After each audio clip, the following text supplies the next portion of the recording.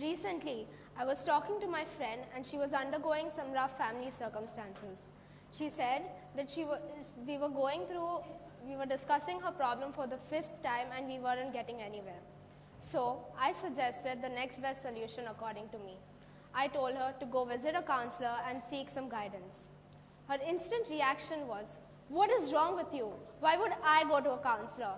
I don't have a mental issue, only mad people go to counselors." I was so taken aback because I study psychology and becoming a counselor in the future is something I've thought about. Hence, I'm here to tell you how sports can resolve your daily life problems. I'm just messing with you. I'm here to tell you how counselors can play an important role in our lives. I'd like to direct your attention to this Excel sheet. This Excel sheet is an illustration of what our mind actually is. With all the problems and stress, this is what our human brains looks like. And it just becomes grueling for an individual to cope up. The filter option is what counselors are and what they do for us. It becomes difficult for a person to filter out whether something's right or wrong, whether something's worth it or not, and this is exactly what a counselor will do. A counselor is a person whose job is to provide help and encouragement. A counselor makes our life better. Mental health includes our emotional, psychological, and emotional well-being. According to WHO, mental health is about being able to cope up with the normal stresses of life, being able to work productively and fruitfully, and make a contribution to our community. I would like to talk about 2 celebrities. One who almost took her life due to depression, and another who almost turned down a huge movie role because of anxiety. They are Sarah Hyland and Chris Evans. Sarah Hyland, on an interview with Ellen, said that she had 6 surgeries in the past couple of years, including 2 kidney transplants, and dealt with endometriosis and a whole slew of things.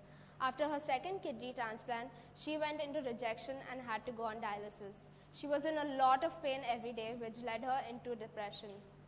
She said that she would write suicide letters in her head to her loved ones because she didn't want anyone to find out about it. She didn't want anyone to know what she was going through because she knew that they would persuade her out of it. She then decided to take a step and tell someone about what she was going through and considered undergoing therapy. She said that just saying it out loud helped me immensely because I would keep it to myself for months and months at a time. She also said that telling someone about how we feel really puts everything into perspective.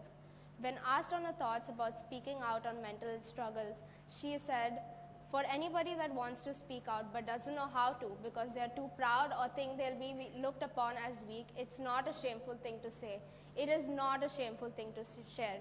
On the other hand, Evans was suffering with anxiety and depression while attempting to make a deal that would contractually bind him to appear in 6 movies under the Marvel Studios banner. He said, "Normally you do one of those movies and is a hit and is a success, your life changes." The worry was, if this movie is a hit and is a success, there is a lifestyle change. I won't have the opportunity, the luxury to say, "You know guys, I'm good." After initially turning down the role, he spoke to a therapist upon recommendation of his loved ones and finally decided to take the deal. The thing that he was once scared of turned into a budding career with a ginormous fan base full of Captain America fans. People will give their own demeaning commentary about whatever you're going through. Words they would never say about someone with cancer or someone with malaria. But when it comes to mental struggles, our ignorance eviscerates all empathy. We respond to mental struggles with ignorance, fear, guilt, and anger. And I guess what I'm trying to get through here is that speaking out does not mean that you're mad or you've lost your mind. We need to realize that our mental struggles do not detract from our virility, nor does trauma taint our strength. We need to see mental health as physical health. We need to stop suffering in silence. Counselors to me are like superheroes because what they have in common is super strength, invisibility, super speed, and healing.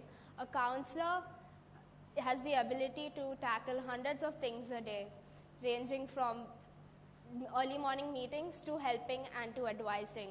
For any mortal, this would be impossible, but for counselors, super speed is their normal speed.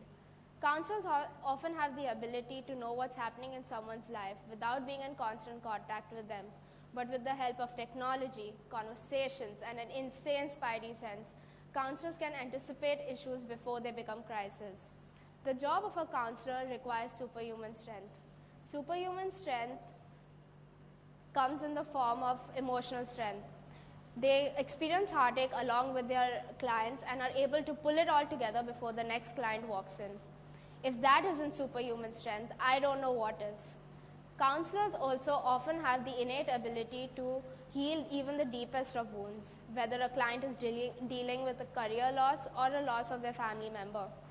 Counselors know just the right word to say to help students look on the brighter side and to make a plan to move forward.